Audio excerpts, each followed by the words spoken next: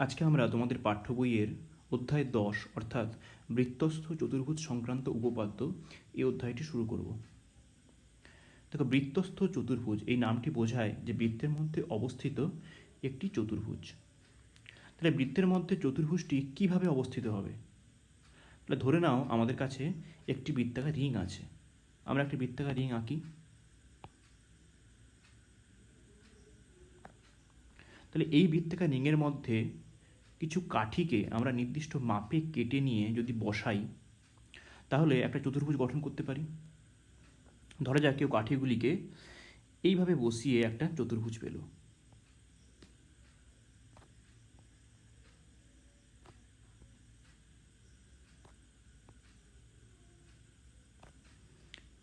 এই চতুর্ভুজটির নাম দিল সে ABCD।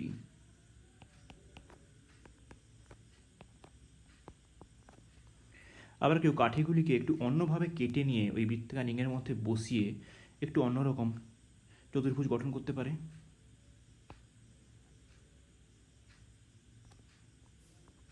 ধরলাম কেউ কাঠিগুলিকে এইভাবে বসিয়ে চতুর্ভুজ গঠন করলো।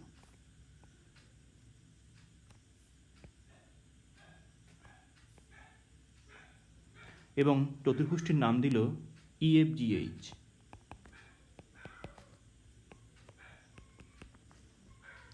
আবার একজন বৃত্তাকার রিংয়ের মধ্যে কাঠিগুলিকে অন্যভাবে কেটে নিয়ে বসিয়ে একটু আলাদা রকম দেখতে চতুর্ভুজ গঠন করলো।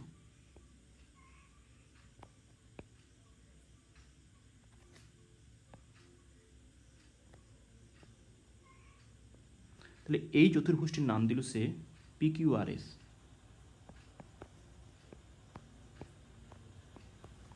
তাহলে ABCD, EFGH এবং PQRS এই তিনটি চতুর্ভুজের সাধারণ বৈশিষ্ট্য কী?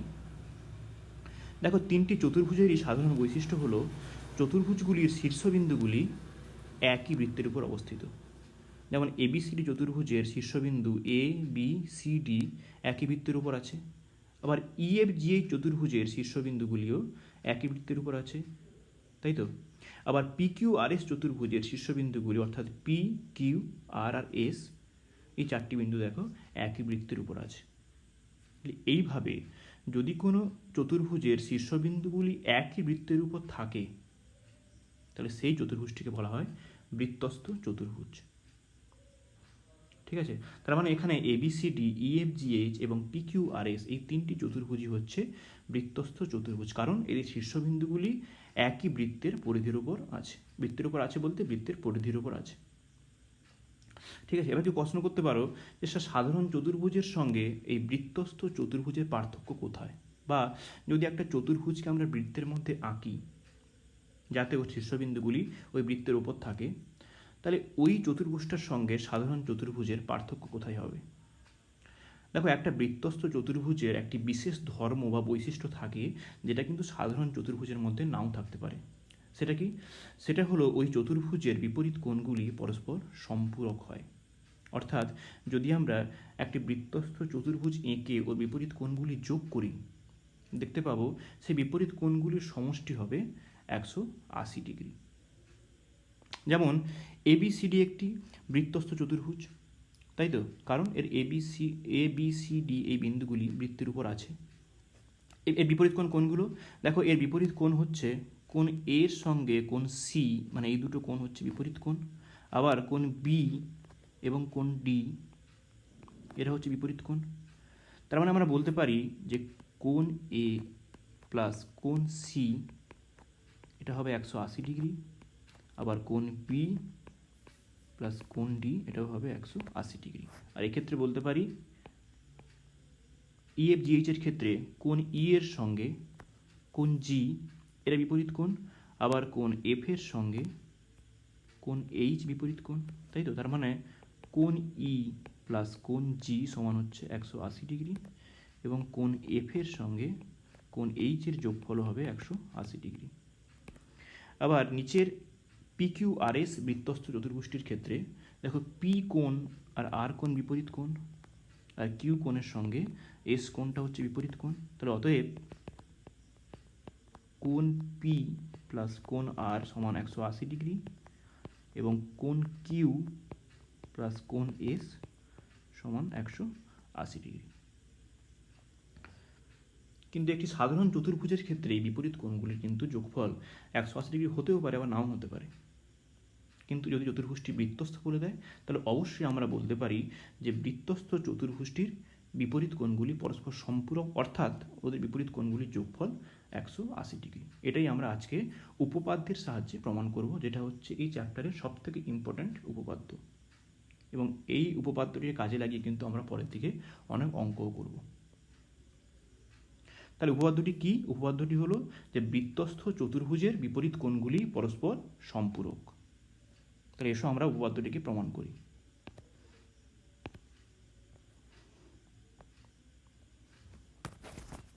তাহলে উপপাদ্য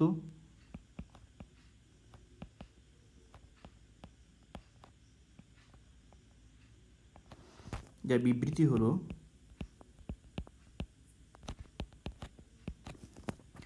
বৃত্তস্থ চতুর্ভুজের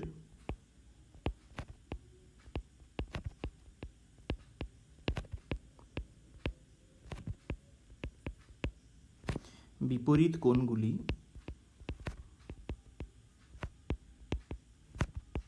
পরস্পর সম্পূরক।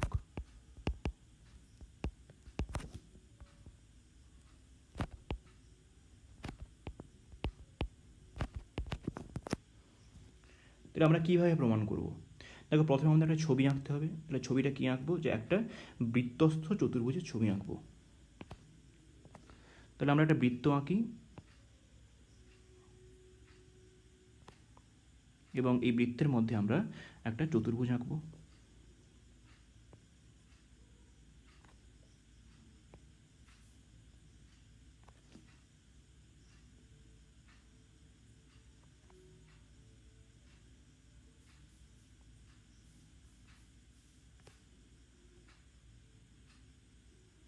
বৃত্তের কেন্দ্রটা আমরা এখানে নিচ্ছি।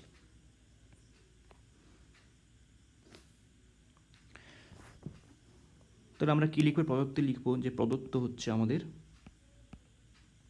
তাহলে একটা নাম দিব চতুর্ভুজটা, নাম দিলাম এ বি সি ডি। তাহলে প্রদত্ত হলো ABCD একটি বৃত্তস্থ চতুর্ভুজ। ABCD একটি বৃত্তস্থ চতুর্ভুজ।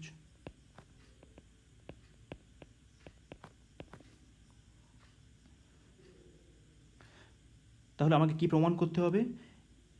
ABCD এর বিপরীত কোণগুলি পরস্পর সম্পূরক, অর্থাৎ বিপরীত কোণগুলির যোগফল হবে 180 ডিগ্রি। তাহলে এখানে বিপরীত কোণগুলো দেখো, এই ADC এই কোণটার সঙ্গে ABC এরা বিপরীত কোণ, আবার BAD এর সঙ্গে এই কোণটার সঙ্গে BCD মানে এই কোণটা এটা হচ্ছে বিপরীত কোণ।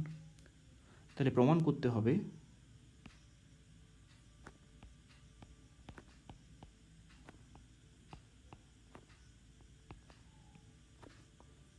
কোণ ADC প্লাস কোণ ABC সম্পূরক, বলতে যোগফল 180 ডিগ্রি সমান 180 ডিগ্রি, আর BAD প্লাস কোণ BCD সমান 180 ডিগ্রি। ঠিক আছে, এবার প্রমাণটি করার জন্য আমাদের একটি অঙ্কন করতে হবে। তাহলে অঙ্কনটা কি করব? আমরা ABCD চতুর্ভুজের কর্ণ দুটি যোগ করে দেব। এখানে কর্ণ কোনটা? AC হচ্ছে একটা কর্ণ আর BD কর্ণ, তাই তো আমরা এই এর সঙ্গে C আর B এর সঙ্গে D যুক্ত করব।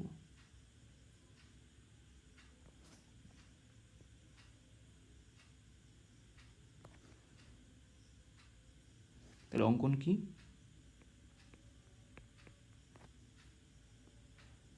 AC কর্ণ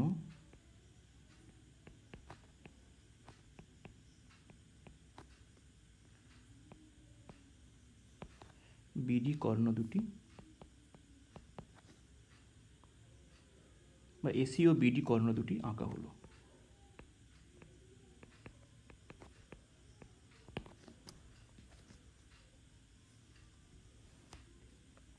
বা যুক্ত করা হলো বলতে পারো। ঠিক আছে, তাহলে এসি ও বিডি কর্ণ দুটি আঁকা হলো। তাহলে এবার প্রমাণটা কী করে করব? দেখো প্রমাণটা খুবই সহজ। প্রমাণটা করার জন্য আমরা প্রথমে এ থেকে বি বরাবর যে বৃত্তর চাপটা রয়েছে, অর্থাৎ এই চাপটা, এই বৃত্তর চাপটা নেব। দেখো এই বৃত্তর চাপ দ্বারা উৎপন্ন দুটি বৃত্তস্থ কোণ হচ্ছে কোনটা কোনটা বলো তো? দেখো এ ডি বি অর্থাৎ এই কোণটা, আর এ সি বি এই যে কোণটা, এই দুটো কোণ হচ্ছে এ বি বৃত্তর চাপ দ্বারা গঠিত দুটি বৃত্তস্থ কোণ। বা আমরা বলতে পারি এডিবি আর এসিবি হচ্ছে একই বৃত্তাংশস্থ কোণ। তার মানে কোণ দুটি কী হবে? কোণ দুটি সমান হবে। আমরা বলতে পারি কোণ এডিবি সমান কোণ এসিবি একই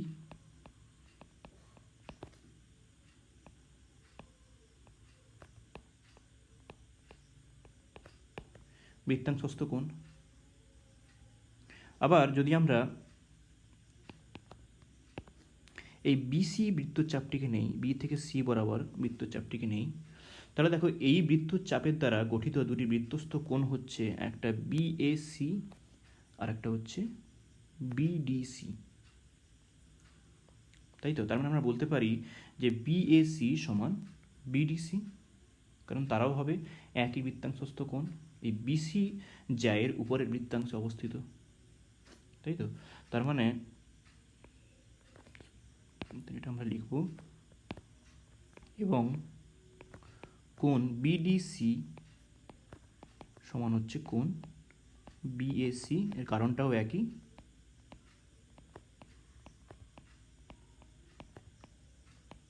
একই বৃত্তাংশস্থ কোণ। ঠিক আছে, এবার দেখো আমাদের কি প্রমাণ করতে হবে? প্রমাণ করতে হবে এডিসি প্লাস এবিসি সমান 180 ডিগ্রি। তাহলে আমরা প্রথমে এডিসি কোণটাকে নিব। তাহলে অতএব কোণ এডিসি, দেখো এডিসি মানে হচ্ছে এই পুরো কোণটা এডিসি, যেটা হচ্ছে দুটি কোণের যোগফল। কী কী কোণ বলো তো? দেখো একটা হচ্ছে এডিবি, মানে এই পিঙ্ক কালারের যে কোণটা আছে এডিবি, এই কোণটার সঙ্গে এই সবুজ কালির যে কোণটা মানে বিডিসি। এডিবি এবং বিডিসি কোণ দুটি যোগ করলে দেখো আমরা এডিসি কোণটা পাবো, তাই তো? আমি লিখতে পারি এডিসি সমান কোণ এডিবি প্লাস কোণ বিডিসি। আবার এডিবি সমান কি পেয়েছি? এসিবি। দেখো আগেই পেয়েছি আমরা যে এডিবি সমান এসিবি আর বিডিএ সমান বের করেছি বিএসি। এবার আমাকে দেখাতে হবে এডিসি প্লাস এবিসি, তাহলে আমি দুদিকে এবিসি যোগ করে দেব। তাহলে বা এডিসি প্লাস এবিসি সমান হচ্ছে এসিবি প্লাস কোণ বিএসি প্লাস কোণ এবিসি। তাহলে এসিবি কোণটা মানে দেখো এবিসি ত্রিভুজের কোণ সি, তাই তো? অর্থাৎ এই কোণটা এসিবি কোণ। আর বিএসি কোণ মানে হচ্ছে দেখো উপরের দিকের যে কোণটা আছে এই কোণটা, আর এবিসি কোণটা মানে এই মাঝের যে কোণটা এবিসি সেই কোণটা। তার মানে এসিবি, বিএসি আর এবিসি এরা হচ্ছে এবিসি ত্রিভুজের তিনটি কোণ। তাহলে একটি ত্রিভুজের তিনটি কোণের সমষ্টি কত হয়? তিনটি কোণের সমষ্টি হচ্ছে 180 ডিগ্রি। তাহলে আমি লিখতে পারি সমান 180 ডিগ্রি, যেহেতু একই ত্রিভুজের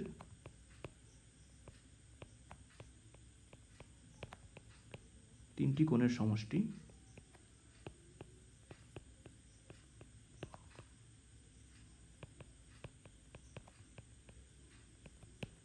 180 ডিগ্রি। তাহলে আমরা পেয়ে গেলাম অতএব কোণ এডিসি প্লাস কোণ এবিসি সমান 180 ডিগ্রি। দেখো এটাই আমাকে প্রমাণ করতে বলেছে। এর সঙ্গে আরেকটা বলেছে কি বিএডি প্লাস বিসিডি সমান 180 ডিগ্রি। সেটা আমরা ঠিক একইভাবে প্রমাণ করে দেখাতে পারি। সেই জন্য আমরা লিখতে পারি যে অনুরূপে প্রমাণ করা যায় বা অনুরূপভাবে প্রমাণ করা যায়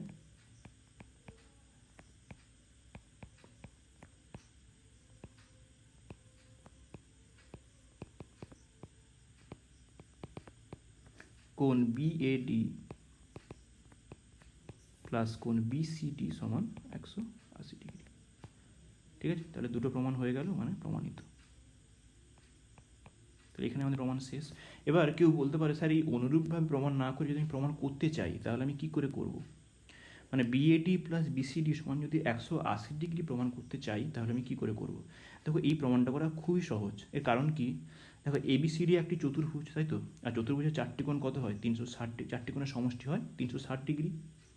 তাহলে চারটি কোণের সমষ্টি 360 ডিগ্রি, আর দুটো কোণ আমরা আগেই পেয়ে গেছি, এডিসি আর এবিসি, এই দুটো কোণের যোগফল 180 ডিগ্রি। তাহলে বাকি দুটি কোণের যোগফল কত হবে? অবশ্যই 360 ডিগ্রি মাইনাস 180 ডিগ্রি সমান 180 ডিগ্রি। তাহলে যদি কেউ প্রমাণটা করতে চাও, আমরা একটু করে দেখিয়ে দিচ্ছি, এক্সট্রা হিসেবে লিখছি এখানে। যদি কেউ অনুরূপভাবে না করো তাহলে সেটা লিখবে যে যেহেতু এবিসিডি একটি চতুর্ভুজ,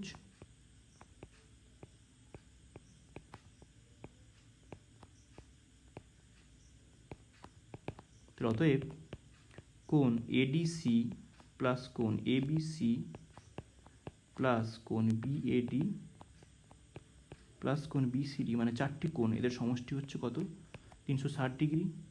দেখো এই দুটো কোণের মান তো আমি পেয়ে গেছিলাম, 180 ডিগ্রি বসিয়ে দিলাম এখানে, প্লাস কোণ বিএডি প্লাস কোণ বিসিডি সমান 360 ডিগ্রি। তাহলে বা কোণ বিএডি প্লাস কোণ বিসিডি সমান কত হবে? 360 ডিগ্রি মাইনাস 180 ডিগ্রি সমান 180 ডিগ্রি। তাহলে অতএব বিএডি প্লাস বিসিডি সমান 180 ডিগ্রি।